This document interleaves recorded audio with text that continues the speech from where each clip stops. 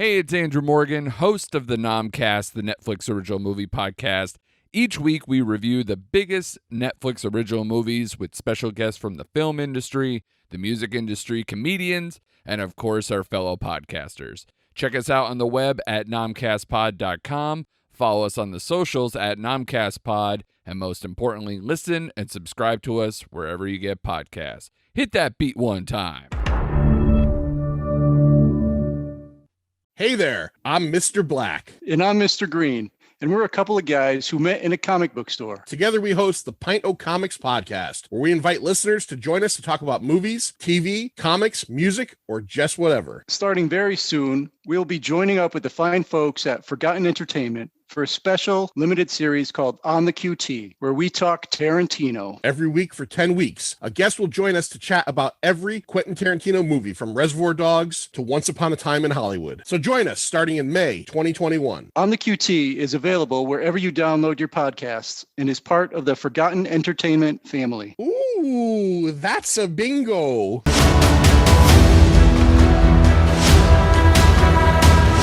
Hello there, and welcome, Nerdy Knights of the Well-Rounded Table, to Bohemian Geek Studies, where we take extremely dorky dives into our favorite fandoms. I'm Colleen McMillan, Jedi Master and Rebel Scum collaborator, and I've got my Beskar with me today.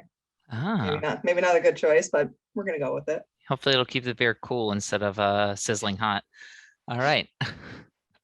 I am Pirate Jedi, Anders Drew, but no matter what rank you carry, one thing will always remain constant. Much to learn, we still have. Ooh, we have a lot to learn today about Sabine and lots of things that she did and went horribly wrong. All right, this season on Bohemian Geek Studies, we're taking our detailed dorky dive into Star Wars Rebels. We're diving into season 4, everyone. Yes. Last season, full of drama, full of comedy, full of crying, mostly mine. We're fine right now. We're doing episodes. For now, we're all right. We're doing episodes 1 and 2 today, which was a 2-parter, The Heroes of Mandalore. All right, we have done our best to scramble our signal, and we will be avoiding spoilers for the rest of Rebels, but there are spoilers out there for The Mandalorian, Clone Wars, anything that's not upcoming episodes of Rebels. And we will definitely throw in an adult content warning for the younglings. So without further ado, we're just going to hop on board the Ghost and head to Mandalore as we explore our holocrons of knowledge. Colleen, punch it with that first holocron. Woo, here we go. Time for some drama/trauma, but mostly trauma. We're heading into our first holocron, the Journal of the Wills, where we go over our plot and episode synopsis for this week. Part 1 opens with Sabine, Ezra, and Chopper about to attempt a prison raid to free Sabine's father. Yay! Kanan and Fenrir have some questions, about the reliability and convenience of the intelligence they received, but Sabine determines to move forward. Meanwhile, Ezra is complaining a lot. So many complaints that he hasn't had enough time to practice with his jetpack. He's not been trained in the Rising Phoenix. Hey, you wanted a jetpack, you got a jetpack. Oh, yeah, exactly. Been whining about it forever, and you finally get it. It's like a kid with a skateboard. Just throws it under his bed. All right, Sabine signals for the attack, igniting the Darksaber and calling her hidden comrades to the charge. The stormtroopers Except for Chopper, who definitely stays behind and is like, he takes that look up and he's like, I'm out. Yeah, he's like, good job, guys. You guys do this. Everything's great down here. I'm not, even though I can fly, I'm not going up there. Oh, Chap, we love you. The stormtroopers are overwhelmed and need reinforcements. 2 ATDP walkers are brought in, and the tide turns in favor of the Empire for a while. A trooper manages to stun Sabine, and Ezra is about to surrender when some new Mandalorians join the fight. Yes. Gonna be eating a lot this episode. Bo-Katan and Clan Kryze is here. The rebels win the fight, but discover the prison is empty. Whoops.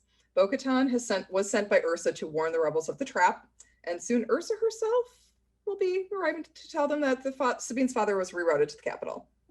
Whoopsies. Oh dear, that's not good. Yeah. In order to be executed publicly. This is fine. Seriously, they're going to execute this guy? He's super popular. I'm sure that there would have been some sort of happening if this actually went through. Before they leave, Sabine offers Bo-Katan the Darksaber, as the rightful ruler of Mandalore, which kind of sort of tracks. Satine was her sister. She's one of the lady. She is a lady, member of a high house. Bo-Katan refuses, however, saying she had her chance to lead and failed. Tough for her. Mm-hmm. She's being very tough on herself. Yes. So we cut to the rebels are now lying in wait to ambush the convoy that's got Sabine's father, and they spring their trap. Sabine blinds the middle transport with some paint, which signals to her captive father inside that this can only be her. Yeah. Mm-hmm. The attack is, so far, it seems to be going well. It's appearing successful, but the trooper inside manages to get a distress signal out to Governor Saxon. This fucking guy. Who tells them that he has indeed sent reinforcements. The rescue, then, the rebels think that they've got it. Ulrich he's good, he's out. But while they're reporting back to Ursa and Tristan on their fighting site, Sabine's family reports that they're winning. Good thing. But the Empire has sent in a new walker, and it's just one. And everyone's kind of confused. Why would the Empire send support to a battle that it's over? Sabine hears the signal of the machine through the comlink and freaks out and yells for them all to get out of there fast. The link is cut. When they arrive at the battlefield, there are heaps of burned Mandalorian armor, but no bodies. Sabine is just like distraught. She absolutely collapses. Ezra is horrified. Yeah. Rightfully so, but also kind of curious, like what could have possibly done this. And Ulrich says that it was a weapon that Sabine designed. End of episode. So sad. Oh, that last shot of this episode is oof. Yeah. That's a doozy. Thanks, Dave Filoni. It's interesting. All right. Part 2 opens where Part 1 left off. Ezra tries to console Sabine, but she is despondent. Like she's just done. Because of the work that she did designing this weapon at the Imperial Academy that so many, including her mother and brother, so she thinks, are dead. Turns out, thank the good Lord, I would have... I thought they were gone. I thought they were both dead. I was a little annoyed that this turned around so quickly. It did turn around really quickly, but then I could actually breathe, which was helpful. Like, this is nowhere near... This is not near the same level, but this is some Chewbacca level. The turnaround time here, like, really. Yes. I think they could have taken it farther, but once again, it's more like they focus on kids too, and so they're kind of thinking that in the back of their head, and they knew they didn't want to kill them, so they're like, look, we're rolling forward with season 4. We're just gonna put it right out there. They could have waited to do this though. Ursa and Tristan up here, they're not dead. Having been on the outer edge of the weapon's range, they were able to escape after Sabine's warning. The group can't rest long, however, because more Imperials are incoming. Flying. They look really cool when they're flying, but it's like, gotta get out of here. They fly now. Yeah, they fly now? Bo-Katan's ship swoops in and gathers up the troops. A short chase ensues with Bo-Katan proving her statement that a Mandalorian with a jetpack is a weapon. But Ezra's not a Jedi, and he doesn't want to be it. Or Ezra's not a Mandalorian, and he doesn't want to be a Mandalorian. He's like, but I'm not, and I don't want to be. But he still jumps out because he's good. Because he's a Jedi. Yeah, he's a Jedi. He can do it. At the Imperial base, Saxon contacts Thrawn, who is pleased with the weapon's results, but dismayed that its range is limited. In order to get it to optimal efficiency, they need Sabine Wren. Also interesting where Thrawn is like, do you really think that this is going to work, that this is going to subdue the Mandalorians, which is very savvy of him, because it probably would not. Mandalorians still you have to kill every last one in order for... Yeah, which Thrawn probably knows. He's like, I've seen your art. This isn't going to work. And let's be real, Saxon would do it. He would do it, and then he would like recruit his own special people from all over the galaxy and fill the empty suits of armor. Yep. He'd be like, oh, these are foundlings now. He's a fucking prick. All right. He's a dude. More on him later. Back on the ship, Tristan is very mad at his sister, saying, how could she possibly have done this?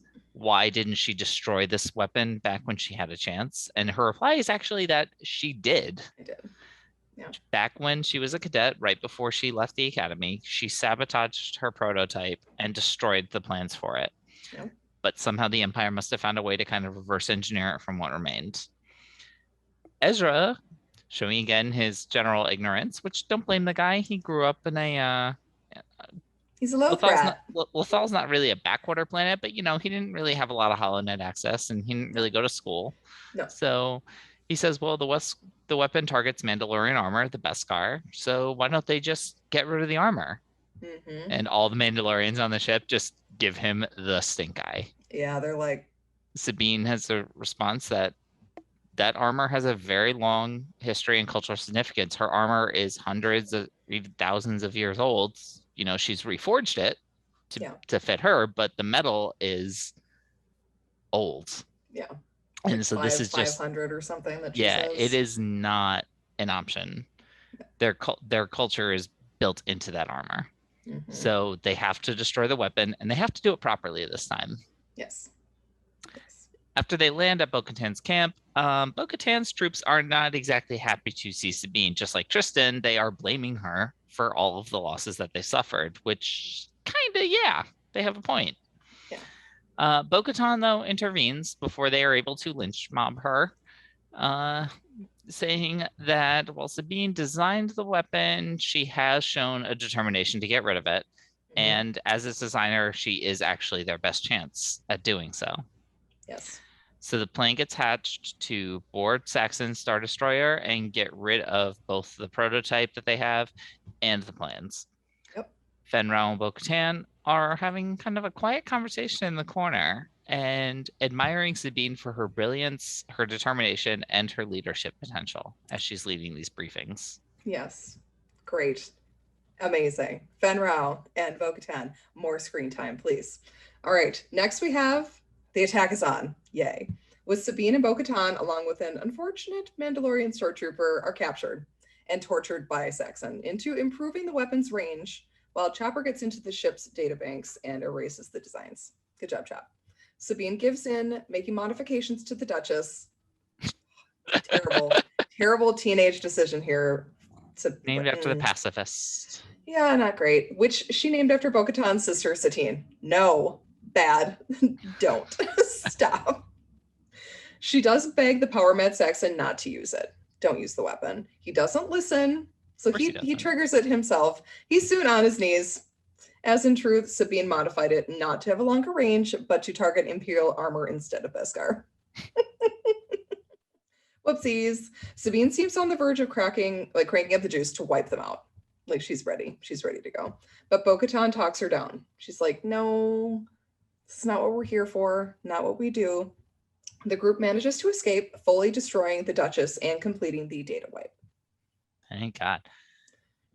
So we cut back. Very tense. Yes, back to re-arriving at Bo-Katan's encampment. Sabine states that Bo-Katan has, in fact, she has definitely proven herself the true leader of Mandalore, and once again offers up the Darksaber. This time, Bo takes it, much to the delight and cheers and calls of support from all the surrounding clans and the protectors. Mm-hmm. They all get down on their knees and bow to her as the ruler of Mandalore. Yay. So good. So good. What an opening. Whew. Nice. Whew.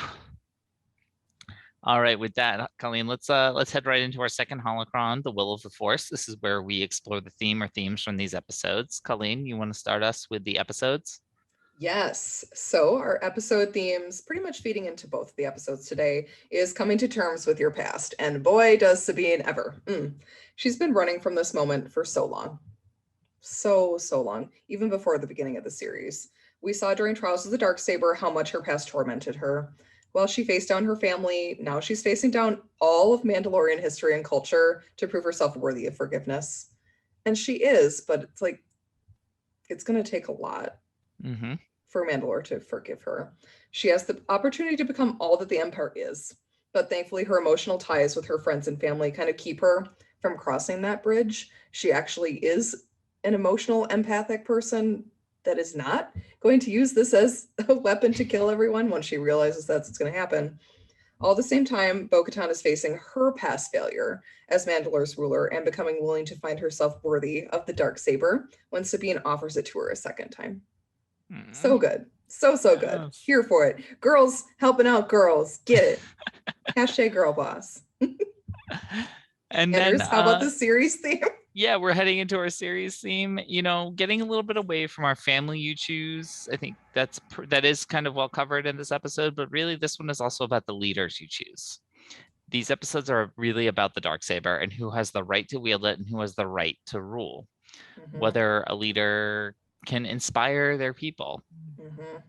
Sabine proves her own maturity in giving up the saber to Bo-Katan, Yes. someone who can unite the clans and who has led before. She's a more practical choice.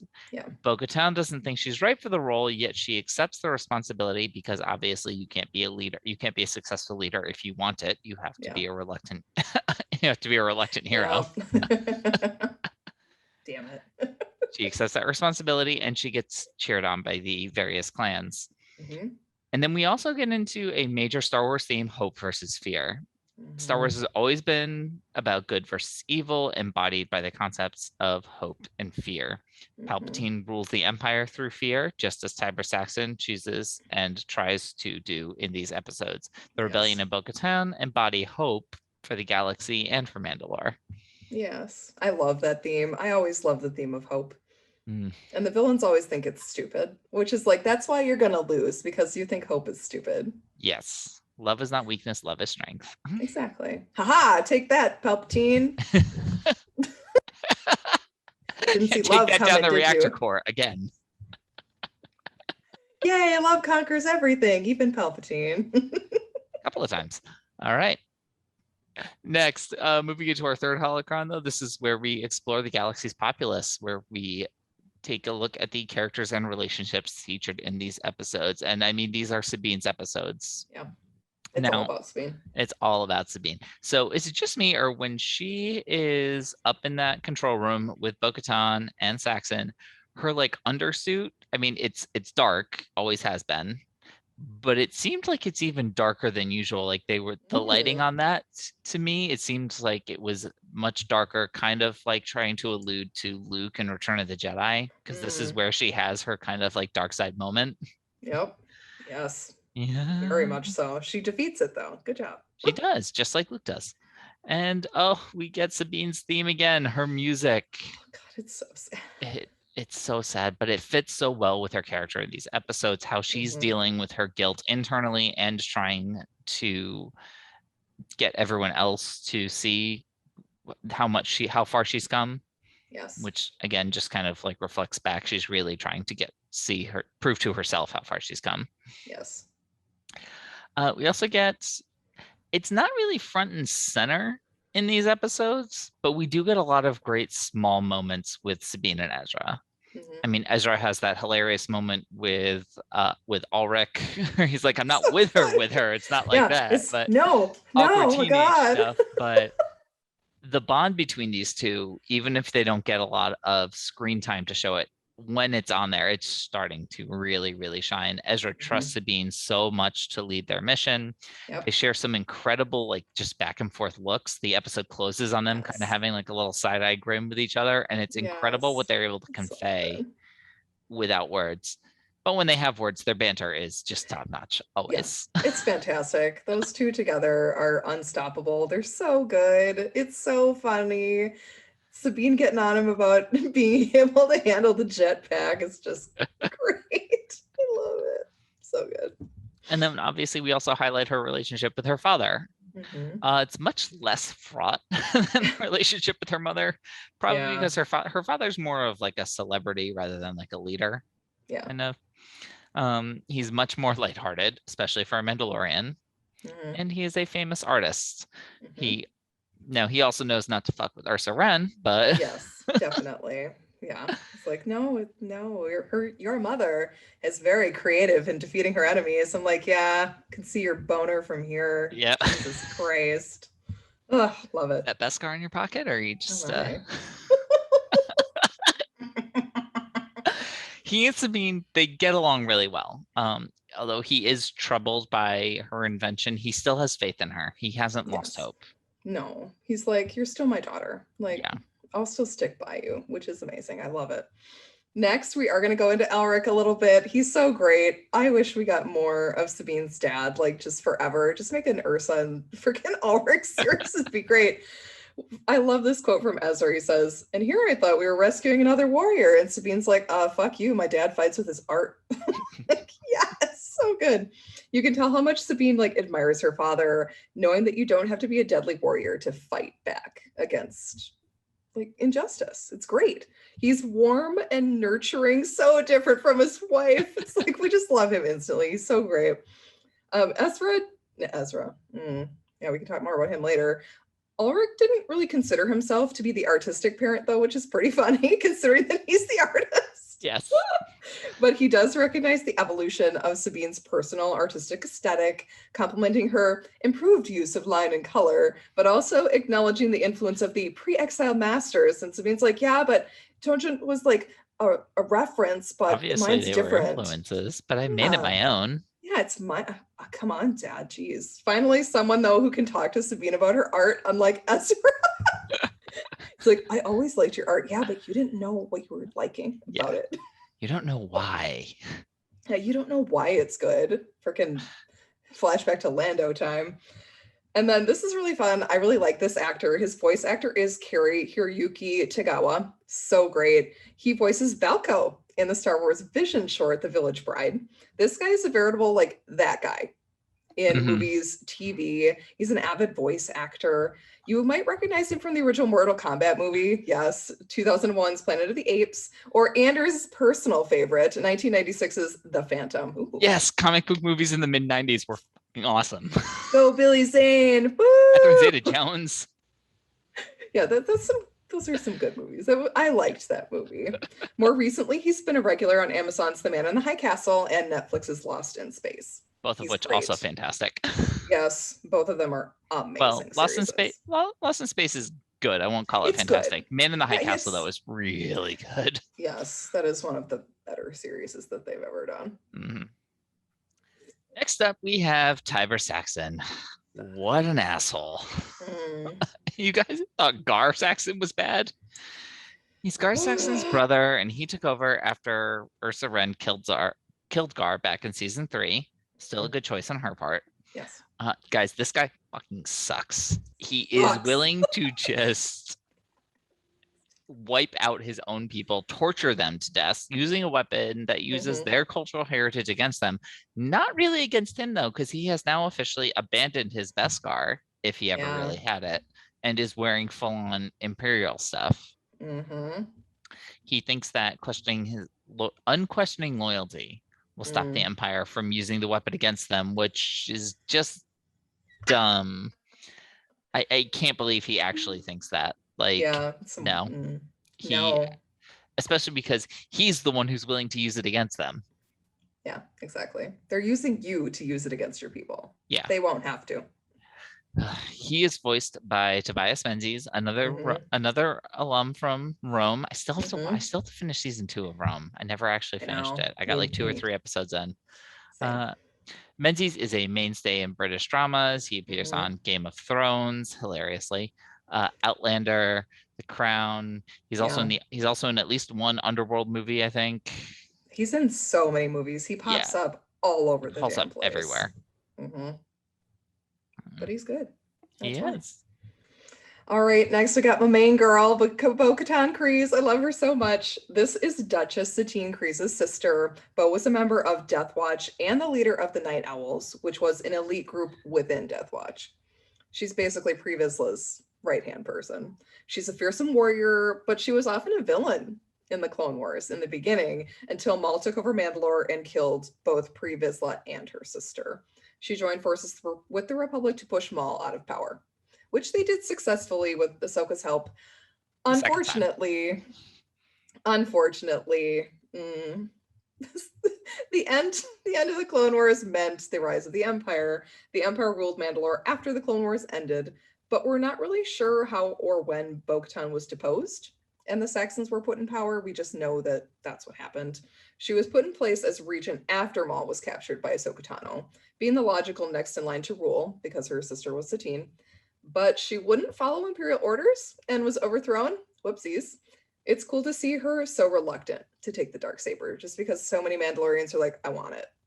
I want it now. That means I can rule. She's just like so adamant about finding it in the Mandalorian. We really need to see what happens there. Her attempted coup during the rebellion ended sadly as well. Like what comes after this in Rebels is not good, which we know from the Mandalorian. The Empire deemed Mandalore a nuisance and initiated the Great Purge, killing most of Mandalorians in the galaxy. Yep. It's terrible, but I want to know more. I definitely want to know more. I want to know if they're going to go to Mandalore in season 3. That would be amazing. That would be really cool. I'm here for it.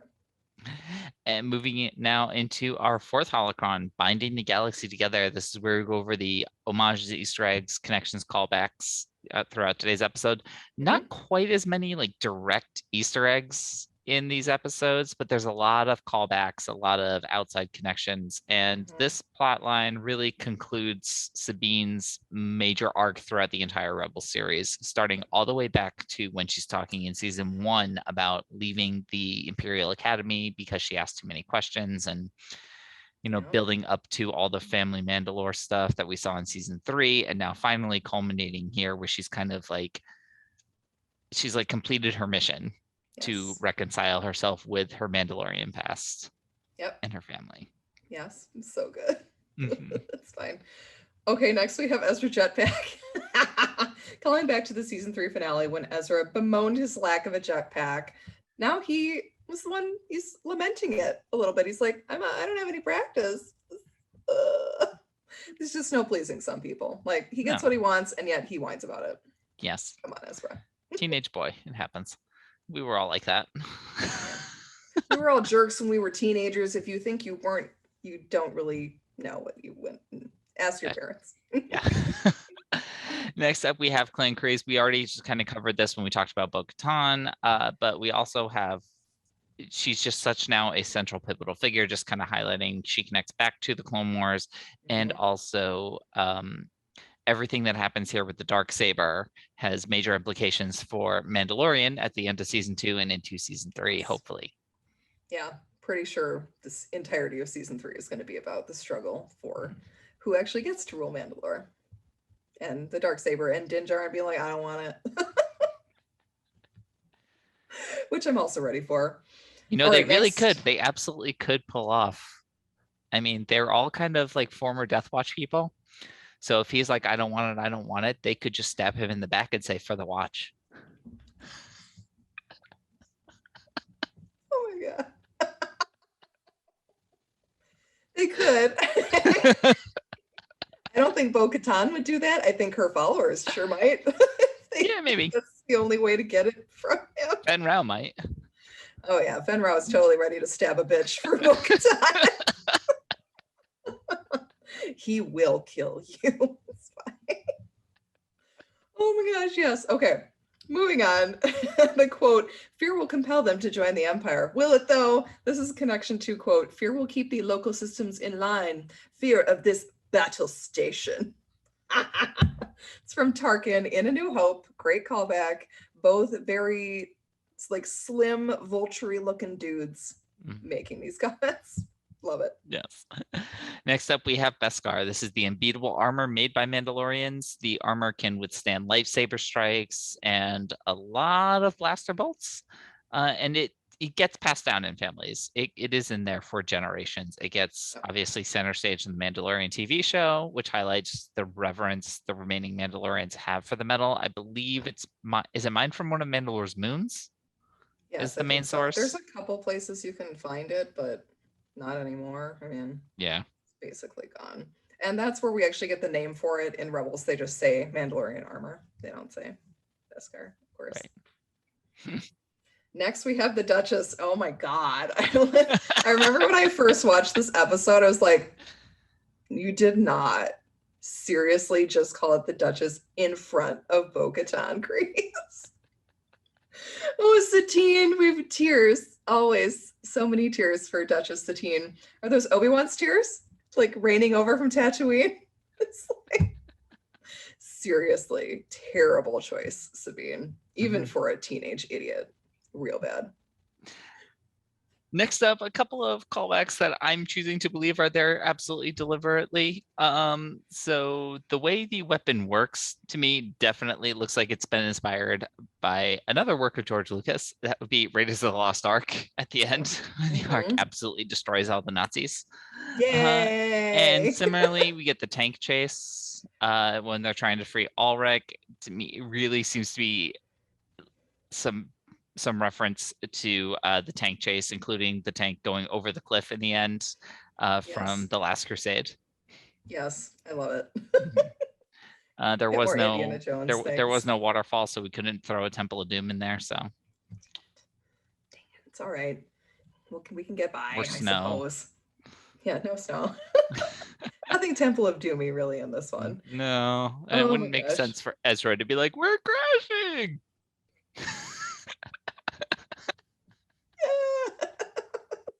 I did like how he climbed the tanks. It's very much like how Ahsoka does her kind of controlled falls at the end of Clone Wars. Mm-hmm.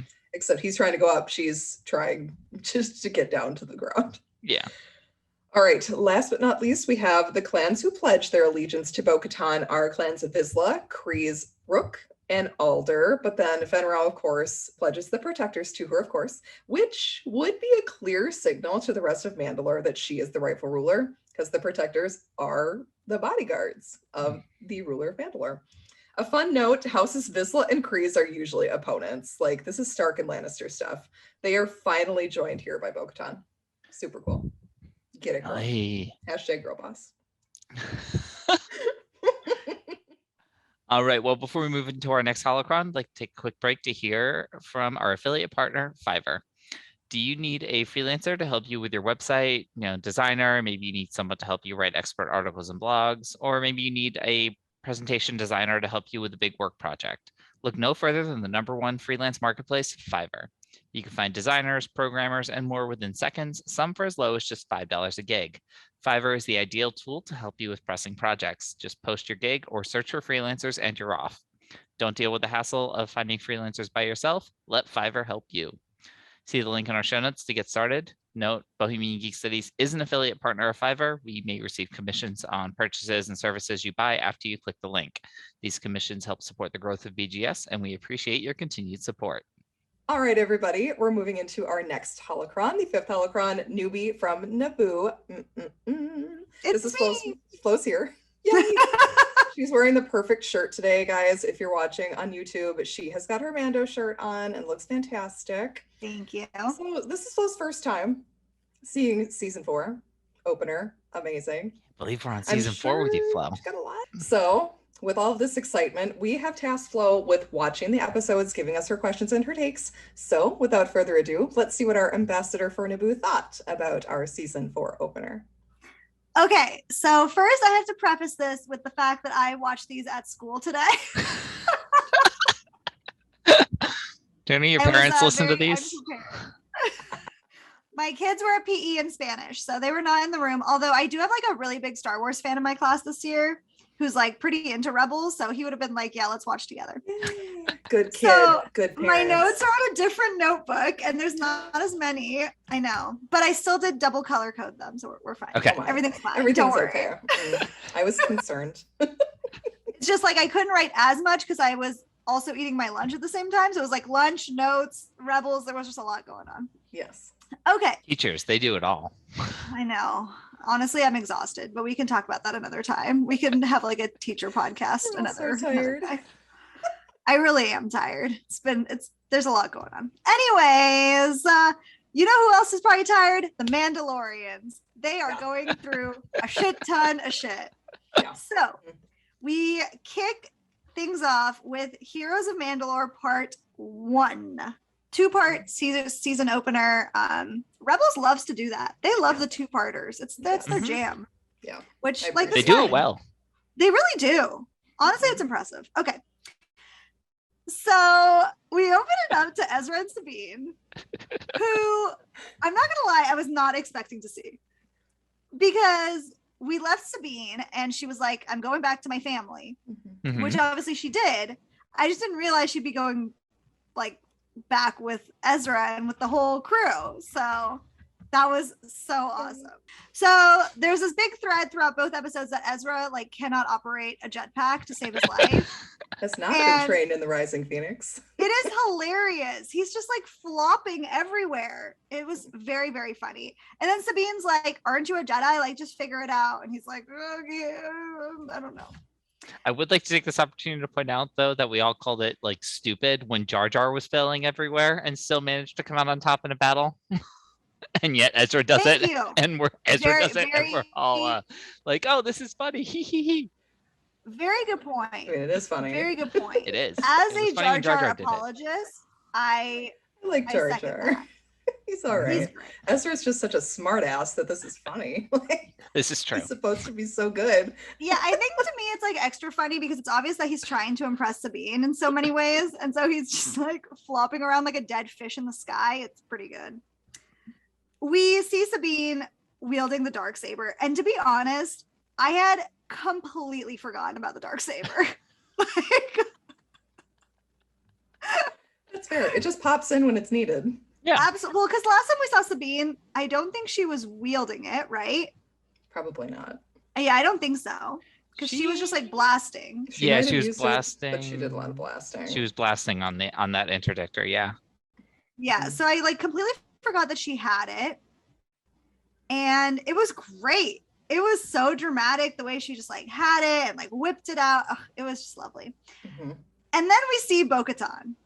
Here she comes. And I was just like, this is Yeah, queen. fabulous. Like, first of all, I love seeing all of the Mandalorians just like flying in. I just think it was really cool. And it's not something that we see that often in Star Wars. Mhm. And so it was just like fun to see people in the sky. Like, that was just super fun. Mhm. And she's a badass. And that was awesome. Yes. And obviously, like, I had known a little bit about Bo-Katan from you guys.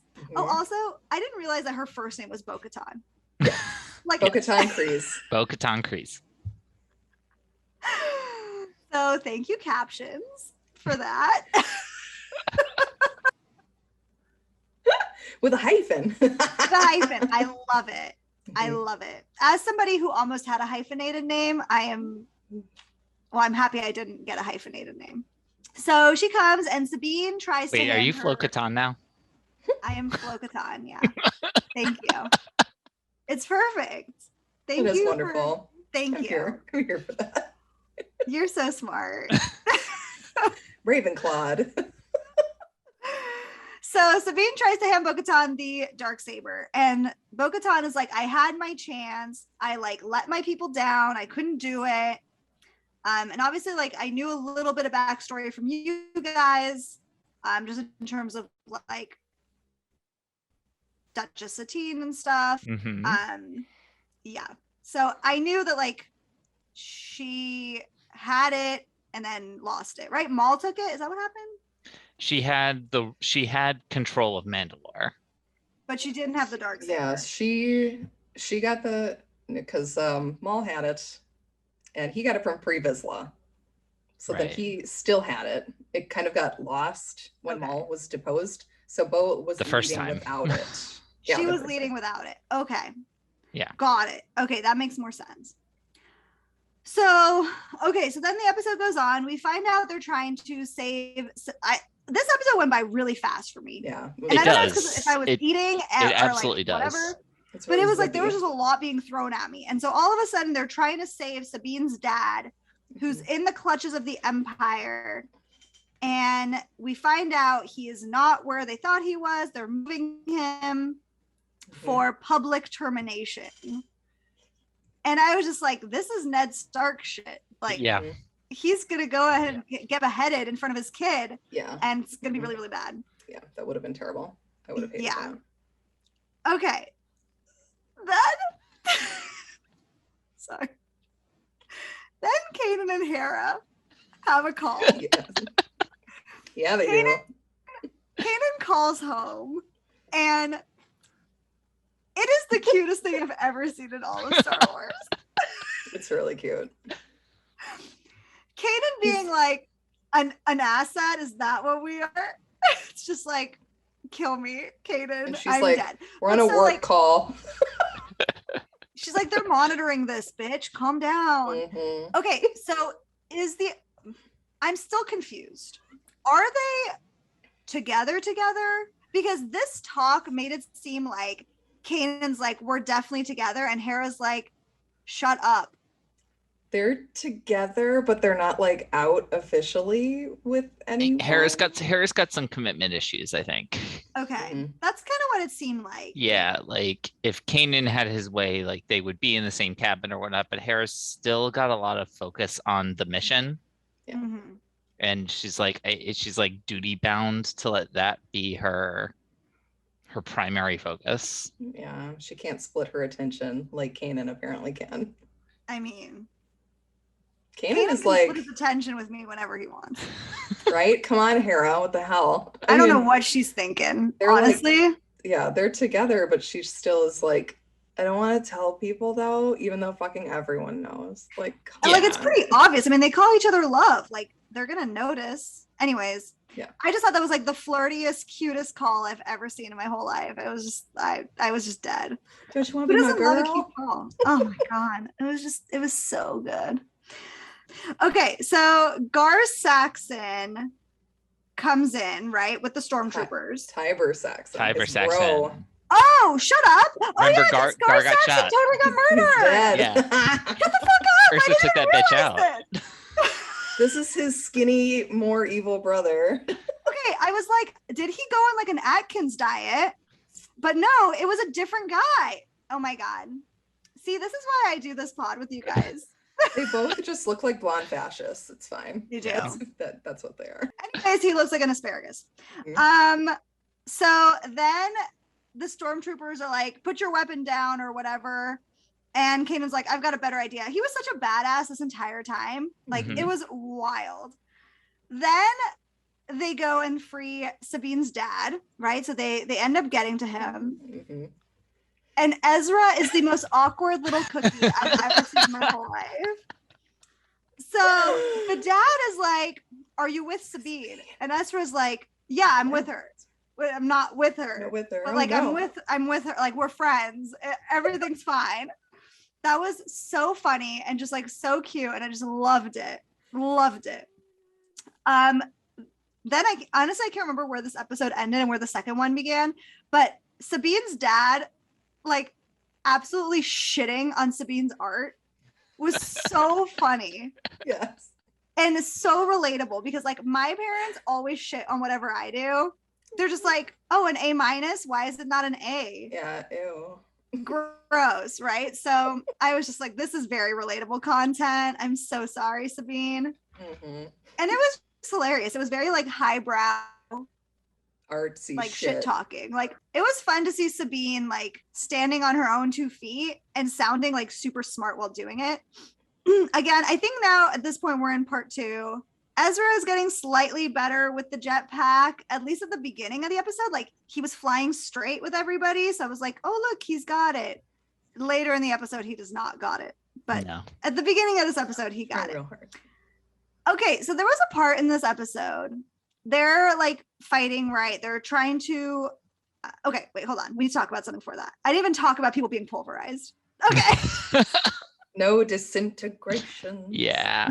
Okay. So Sabine created a weapon that makes people absolutely burn up in their Beskar armor. Yes. That's a pretty tough look for Sabine. I'm not gonna lie. Very much so. Yeah. But we It's- finally have our answer. Yes. Yes, we have our answer. Okay, so they are going to go and wipe the plans from the Empire database and they're going to go destroy it. Mhm. They did have like a brief question of like, can it be turned against the Empire to attack the stormtroopers? We find out later it can. Sabine can do it. She was the first one to be like, we really shouldn't. That's not the plan.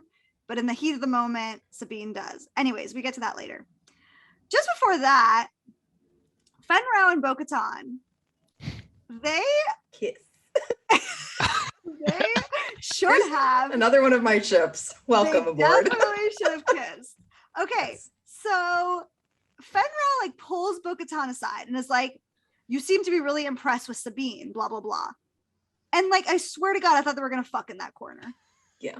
Like, it was sizzling. What the hell? Yes. It was so good. It was so, Mandalorian. I'm shipping that Give us real hard. Fen Rao for Mandalorian season 3. Give it to us. Yes. We want it. As played by Kevin McKidd. Yes. Okay. He's going to look great next to Katie Sackhoff. It'll be fine. I'm just saying, like, that was obvious. Like, it was great. Like, they've boned before. We know. There's definitely a history there. Like, for sure. Okay. We find out that Sabine has named this, like, horrible, tiny human barbecuer the Duchess. That was so tough. Especially, like, and honestly, Sabine did not look sorry enough. No. Like, Bo-Katan's like, you named this after my sister. And It was a series of bad decisions, okay? She's like, mistakes were made. Like, what? Yeah. To be Oh, fair, they were in Sabine. the middle of a firefight. Like, can we talk about this later? Yeah, but still, I feel Table like for later. Sabine should have looked a little bit more sorry. Yeah. Some Like, it was tough. tough. Okay. So the Saxon guy, who I swear to God, I thought was Gar Saxon the entire time until you literally just reminded me that he's dead, is the worst. Especially when he's like absolutely tripping balls. Like, he's definitely high on some shit when he just goes, I am the Empire. Like, Yeah. you're a crazy person. Fucking lost it. Yeah, he has is lost it. nuts. He is nuts. So that was scary. Also, like, just scary to see how many people Palpatine has like roped into this, and like who's just absolute like lives and minds he has ruined. Yep. Because we see so much of like obviously what he's caused in Anakin's life, but I don't know that we like see on such a personal level how much havoc he's caused in other people's like lives. Yeah. Yeah. On like Man, on like an Mandalore's individual big basis. there. Yeah. No. So that was tough. Meanwhile, Kanan and Chopper are trying to wipe the files.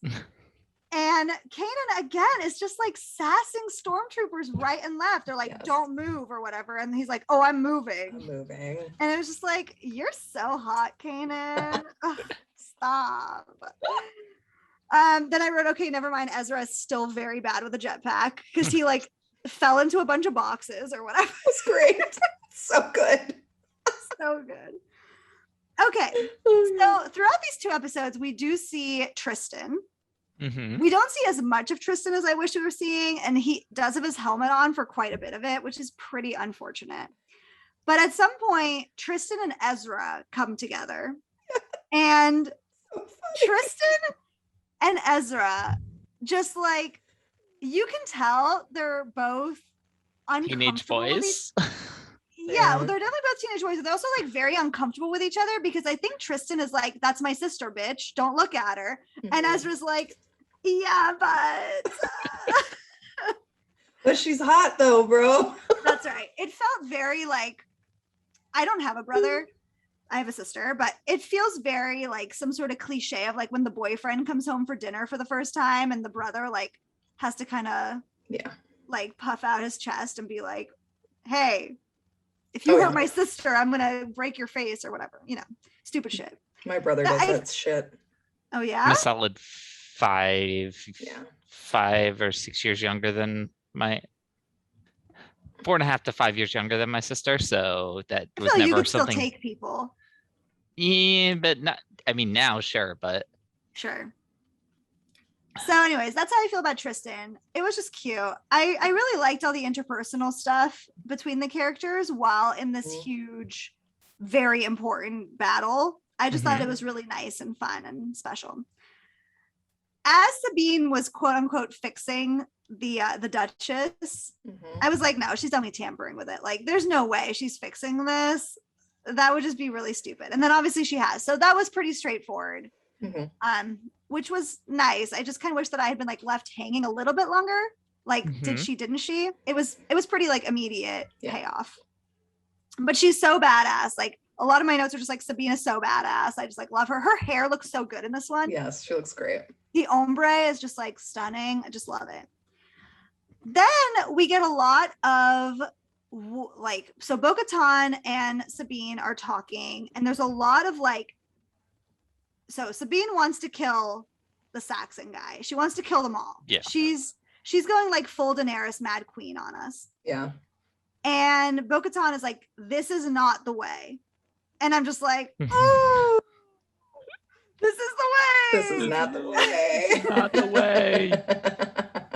That was really good. I really liked This is not our way. right. It's not our way. It's the coward's way or whatever she says. We've seen moments like this with Kanan and Ezra a lot. So it's nice for Sabine to get that kind of mentor-mentee. How we fight matters. Yes. That this is not just a straight up Jedi teaching, that this is a overall. Even though they still blow up the Star Destroyer and those they troopers still probably all die anyway, but Oh, definitely. it's still like you should not be like torturing people to death though. That's one thing. Yeah. I mean, I feel like she lost sight of what she had originally said, which is we're not going to turn this against them. Mhm. That's not our mission. So I mean, blowing it up, while it had the same effect, was the mission. So it was just like don't steer away from the mission just to torture people. Yeah. And then Sabine gives up the Darksaber, which I was not like, I understood that she didn't really want it. She's didn't really want to rule. I got all that. I didn't really expect Bo-Katan to accept it. So I was pretty surprised by that. And I thought that was cool. And I loved, you know how much I love seeing people kneel. Yes. Yeah, so and they knelt real fast. Yeah, they did. Ben Rao especially, bam, he was down. I really like how they set it up that it could have gone either way. Like they had the moment earlier where she offered it and she refused it, so it would make sense to offer it again and her accept. But they also had Bo-Katan and in that conversation with Fen Rao where they talked, not bang, in the corner, admiring Sabine as a leader. So it would have made just as much sense. Yeah. Self-contained in this episode for Sabine to take it up herself. Yeah, I agree. I think that's where I was like the most surprised in the episode was Bo-Katan taking it. And I thought it was great. And I'm excited to see like where they're going with the season because I have no idea what's happening. So yeah, season 4 is wild. It's a wild ride. But I am here. You guys know that I'm always here like trying to get people to write me fan fiction. Write me some Fen Rao on his knees in front of Bo-Katan. I'm here for it. There has got to be some Fen Rao Bo-Katan fanfic. There has to be because with that chemistry, especially with the whole like she's like the ruler of Mandalore, he's a protector, so it's kind of like got that bodyguard thing going on. Like, oh my, just like put it directly into my veins, people. I'm here for it. Overall, really strong start to the season. The episode, like the episodes / the two-parter, super gripped me. Even though I was at school, I was like, wow, this is fascinating. Loving it. I can't wait to see more. I'd say like out of 10, these were like 9.5. It was really good. Yes. So strong. Like Sabine's just whole arc here. Finally, we get to know why she left. And it's like, no shit, that's why she left. Holy fuck. Yeah, most people would have left. Yes. Yeah. I'm very glad she did because then she got to have two families. She has her family that she chose and she has her bio fam who are pretty cool. Her dad is really awesome, even if dad he is really fun. A little overly critical of her art. Yeah, he definitely is. Yeah, but she fights back, which is great. She does. Like, yeah, what are you talking about? Come on, you must be going blind. And I thought Ursa like was kind of okay in these. She has like a little moment with Ulrich when they're on the ship. I saw that. Like, oh look, she's so soft. I saw that for sure. I was like, ooh. So cute. Like, oh, So she gets soft only for him because then she turns around and is like, don't fuck up my daughter. He doesn't get soft. Or I will fuck you up. And come on, you teed that up. Oh no, he definitely would not. Ursa would not allow that. That's not something that would be happening. Okay, well, our minds are in the gutters where they belong. Let's head More into fun our there. 6th holocron. Speaking of gutters at the cantina, our conjecture at the cantina. This is where we ask our questions about the episode and explore some wider Star Wars lore together. I'm going to start us out with, what did Dave Filoni and crew have to say about these episodes? Well, like Flo said before, like, why the fuck would Sabine make such a horrible weapon? Well, the story group was like, Sabine was a very typical, very uber competitive Mandalorian kid who got into the academy, would have wanted to be at the top of her class, would have taken like on any challenge that they put to her just so that she could win. She was like a hypothetical. She didn't think it was going to be real. It's like the scientists who like study something or they build something with noble intentions. They're like, I'm going to help save the world and end hunger. And then some fucking evil megalomaniac gets a hold of it. And it's like, we can use this for evil. Right. Yeah, except in And the this case, like scientists had no idea. what possible noble intention did this thing have in the first place? Well, Zero. I think she was just trying to. No, This was a come weapon on. from A the lot of start. armor? This was a No. weapon from it the seemed start.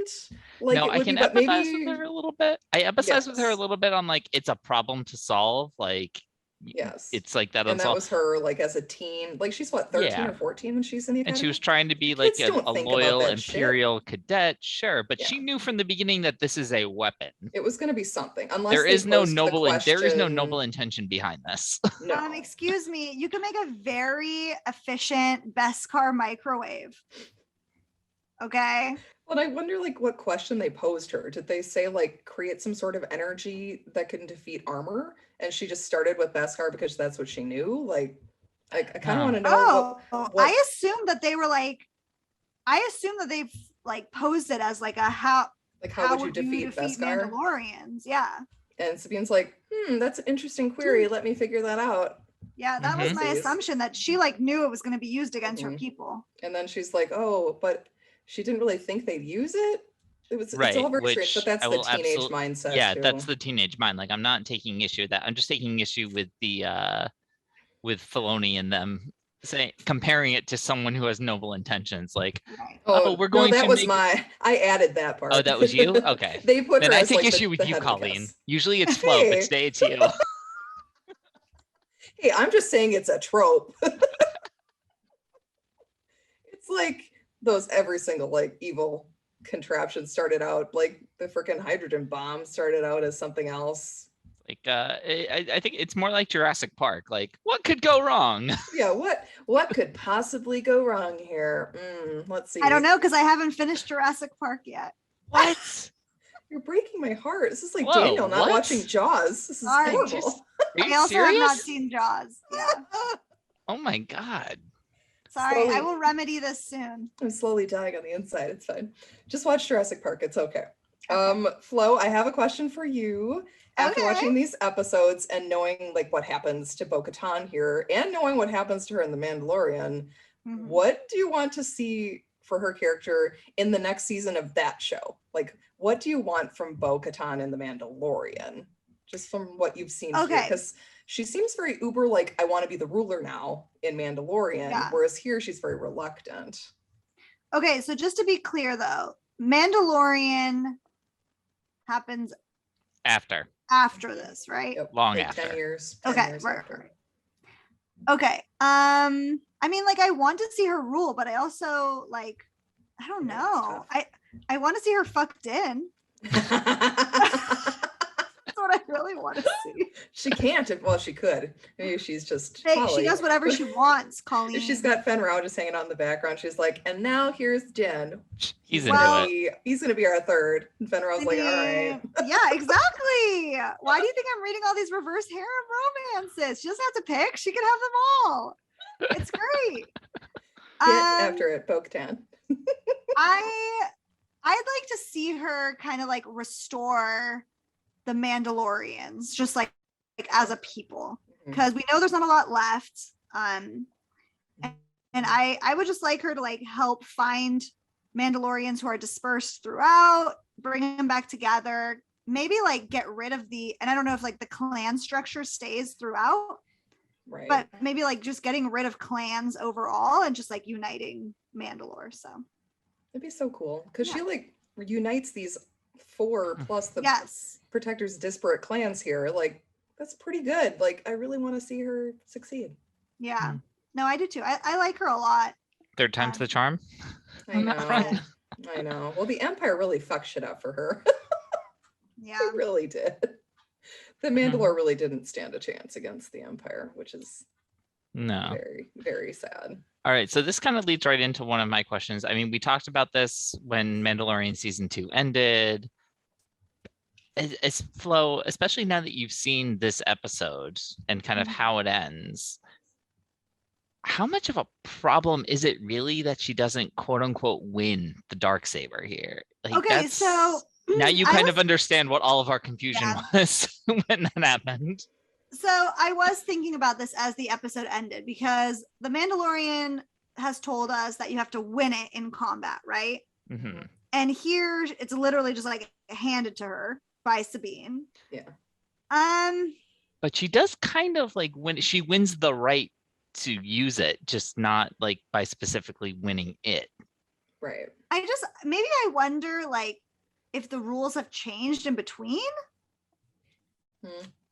In Clone Wars, it's more explicit that it's like the only reason they respect Maul is because he won it from Because he Pre-Vizsla. won it. Yeah. So this is really like the exception to the rule here.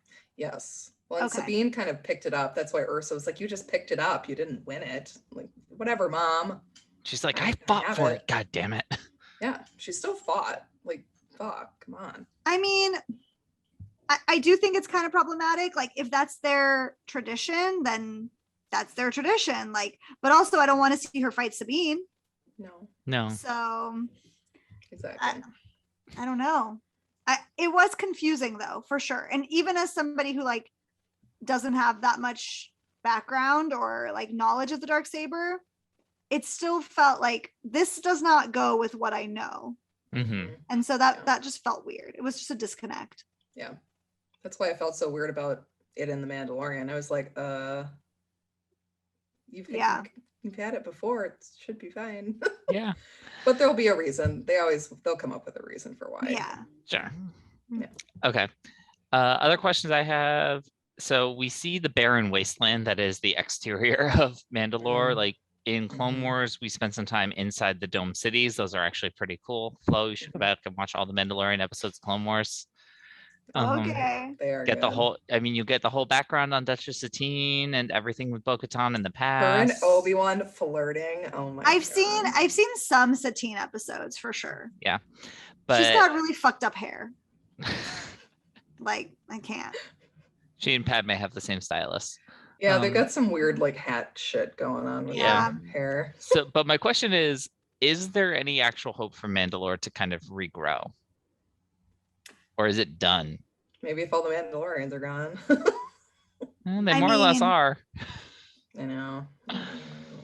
Did Mandalore get greener now that they're gone? I don't know. I Do they go back? Do they go? Yeah. Do Bo-Katan and Din land and like there's some growth there and it's like it's like an end game when Cap is like, I saw whales up like swimming up the Hudson. That'd be cool. I have a I know. I just Very don't think that strange. anything good can be happening in Mandalore. If No. if all of the Mandalorians are like dead in the Mandalorian, like no good has happened to their planet. Mhm. Yeah. It depends on That's how I see it. badly damaged their world was. I mean, it's horrible.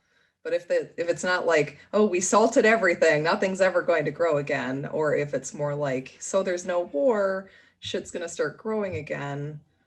It really depends. Yeah. On that. I mean, I think they can regrow their society. I would just hope that it wouldn't be rife with civil war like it has been. That's what their society They're very is. contentious people. They the really are. Mandalorians. If it has like I don't want to be a Mandalorian. if it has regrown, like I would an episode of the Mandalorian where we like go back to Mandalore and like there's all these animals like romping around and they're just like, oh, we can restart here with like Mhm. Bo-Katan and Din. Yeah. That'd be nice. It's like in Wall-E. They're gonna Yeah, plant some exactly. pizza trees. Yes. Exactly like that. I love it. Yes. All right. So my last question has to do with Sabine's weapon, with the Duchess. This is just, I know that Sabine already designed the weapon, but to like reverse engineer it from her original prototype to like be testing it out here, it just seems like a lot of R&D and a lot of resources to be used in something that can realistically only be used against one planet. It can only be used against the Mandalorians. Right. Like, yes, we saw them turn on the Stormtrooper armor, but how many armies out there are using like uniform materials? Right. Like those are not a lot. I guess there's really not a lot. Like, you are making this specifically to take out the Mandalorians, and then it's gonna sit and collect dust. Right. Which I mean, obviously Palpy's fine throwing money around for 2 Death Stars. He's probably like, well, just let the Mandalorians kill each other. Because the Empire also like takes all of their Beskar and uses it once they're all dead. Yeah. Yeah. So what was they just? It's a good question. I mean, my bigger issue was like how easily that thing was programmed from her wrist. Saying how ridiculous it is that Sabine could fix that thing with her Apple Watch. It's wild shit. It is. Yeah. All right, guys. Well, that is going to wrap us up here. Tune in next time as we continue our coverage of Rebels Season 4, where we get to talk about the power dynamics and struggles within the rebellion. Until then, follow us wherever you get your podcasts. Leave us those 5-star reviews. Check out our website, bohemiangeekstudies.com. You can watch all of our episodes, enjoy Colleen's Book Corner, where she reviews Star Wars literature, and contact us through email and social media. And as always, guys, just keep telling other Nerdy Knights to join us. It really helps. You can also head over to ForgottenEntertainment.com, check out all the offerings in the Forgotten Entertainment family, including yet another Star Wars podcast, where we examine different facets of Star Wars canon and are just about to sink our teeth into the newly released Star Wars Visions. Give me a 9th Jedi series. I'm so excited. You guys are nerds. I'm ready. Then, Beskar armor on and keep those episodes streaming. Bye, everybody. Bye, guys. Bye.